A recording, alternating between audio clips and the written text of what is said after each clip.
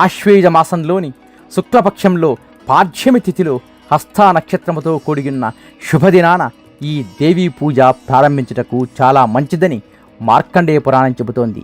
అందువల్ల ఆ రోజు నుండి ఈ నవరాత్రులు ప్రారంభిస్తారు. మొదటి 3 రోజులు దుర్గారూపాన్ని ఆరాధించి అరిషడ్వర్గాలను, తదుపరి 3 రోజులు లక్ష్మీ రూపాన్ని ఆరాధించి సిరి సంపదలను, చివరి 3 రోజులలో సరస్వతీ రూపాన్ని ఆరాధించి జ్ఞానాన్ని పొందాలి. దేవతలు బండాసురుడనే రాక్షసుని బారి నుండి రక్షణ పొందడానికి ఆ ఆది పరాశక్తి తప్ప వేరే మార్గము లేదని తలచి ఆ మహాశక్తి కోసం ఒక మహాయజ్ఞాన్ని నిర్వహించారు.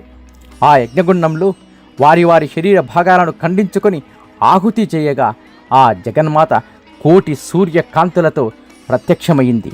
వారికి అభయమిచ్చి బండాసురుని సంహరించి వారి అభీష్టము నెరవేర్చింది.